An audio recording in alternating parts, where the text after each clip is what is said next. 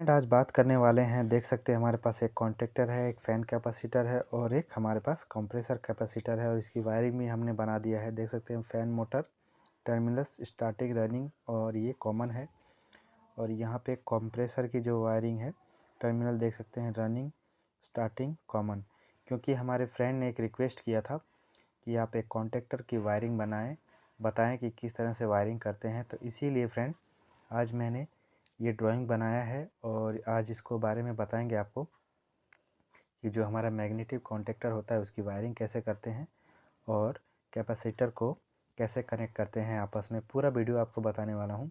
Channel पे नए आए हैं तो सब्सक्राइब करें और बेल आइकन को ज़रूर दबा लें ताकि आने वाले वीडियो का नोटिफिकेशन आपको मेरे चैनल पे मिलता रहे। तो फ्रेंड यहाँ देख सकते हो हमारे पास एक कनेक्टर है। यहाँ पे यल दिया हुआ है, एन दिया हुआ है, A1 A2 दिया हुआ है। एल का मतलब होता है हमारा फेस और एन के मतलब न्यूट्रल और A1 का मतलब होता है हमारा इंडोर से जो पावर सप्लाई आता है उसका फेस और इंडोर से जो हमारा न्यूट्रल आता है वो हमारा A2 है। यानी ये दो वायर डायरेक्ट अपना यहाँ पे मैग्नेटिक कॉन्टेक्टर के पास में यहाँ पे देख सकते हो हमारे पास A1 और A2 दिया हुआ है। अभी मैंने लिखा नहीं है तो अभी मैं यहाँ पे आपको लिख के दिखाता हूँ। तो यहाँ देखिए ये A1 हो गया और यहाँ पे A2 हो गया। तो फ्रेंड अब कोई सा भी कॉन्टेक्टर रहेगा 3 पोल 2 पोल, तो अभी हमारे पास यहाँ पे 2 पोल है।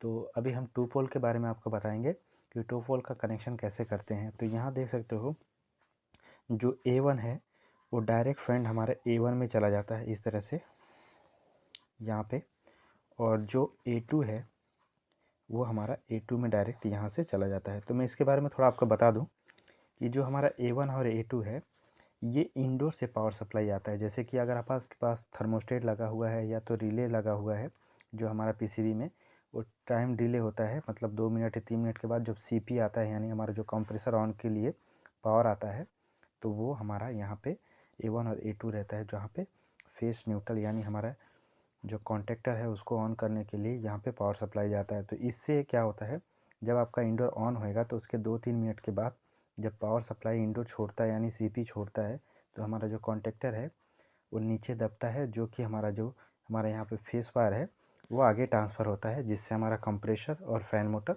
स्टार्ट होता है। तो अभी हम इसकी वायरिंग बताएंगे आपको कि किस तरह से इसकी वायरिंग करते हैं।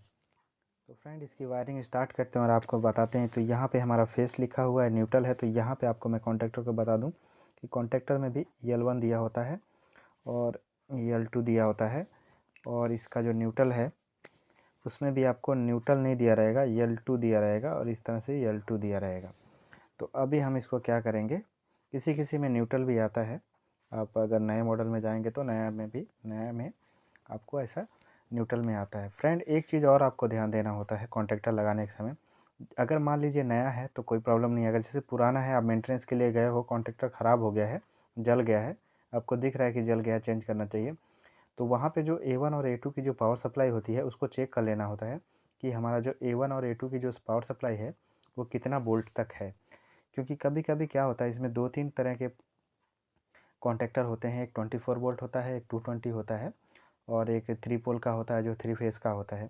तो ये आपको बहुत ध्यान देना होता है कि कितने वोल्ट का हमारा जो ये कॉइल है, जो हमारा मैग्नेटिक कॉन्टेक्टर का जो कॉइल है वो कितने वोल्ट का है। तो यहाँ पे 210 का है, 210 या 220 ऐसा बोल सकते हैं, हमारा कॉन्टेक्टर इतने वोल्ट का होता है। तो अभी हम यहाँ पे आपको फेस न्यूट्रल की वायरिंग समझाते हैं कि किस तरह से कॉन्टेक्टर में वायरिंग करते हैं।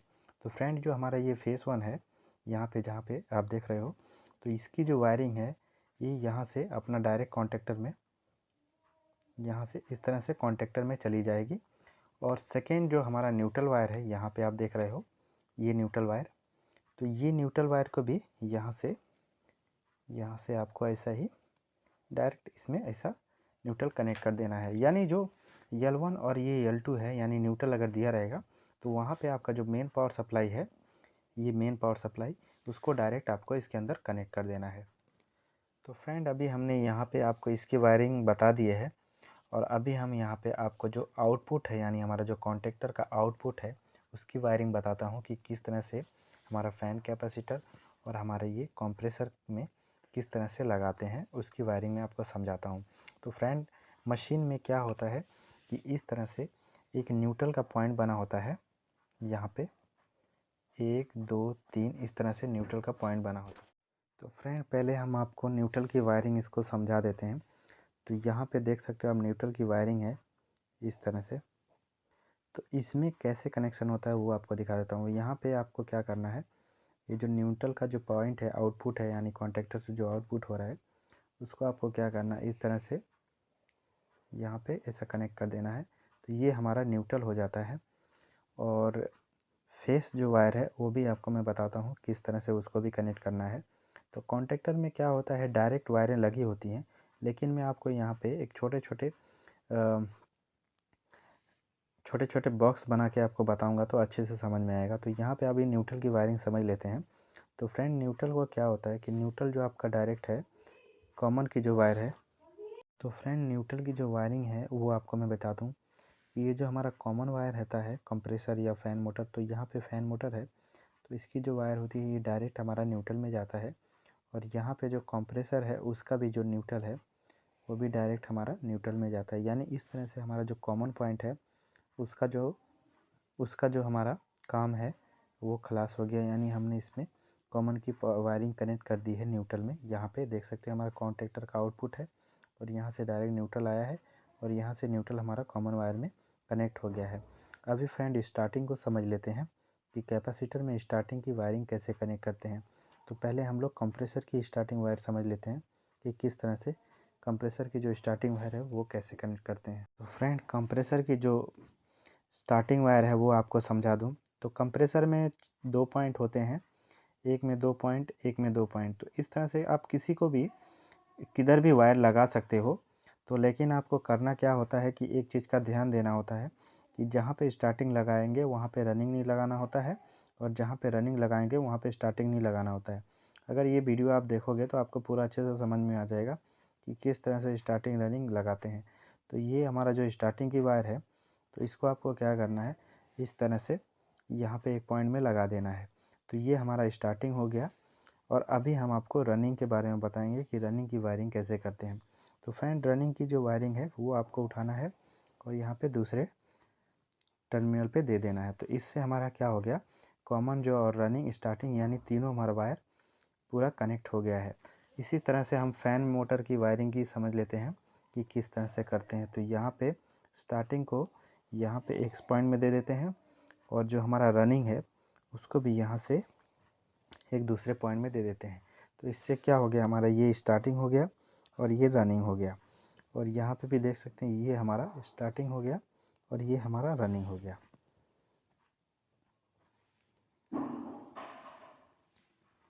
सॉरी, ये स्टार्टिंग हो गया और ये हमारा रनिंग हो गया।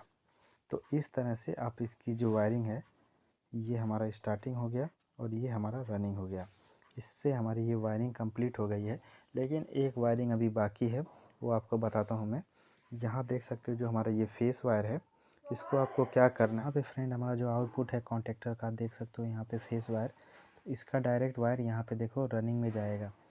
यानी जो हमारा रनिंग पॉइंट होएगा फ़ैन का, उसमें हमारा फेस वायर लगेगा। और सेकेंड वायर जो देख सकते हैं हमारे यहाँ पे कंप्रेसर है, उसके लिए हमारा जो रनिंग वायर में यहाँ पे रनिंग का है, तो यहाँ से डायरेक्ट इस तरह से और यहाँ से इस तरह से हमारा सेकेंड जो हमारा फेस वायर है वो कनेक्ट होएगा। इससे हमारी पूरी वायरिंग कंप्लीट हो गई है फ्रेंड।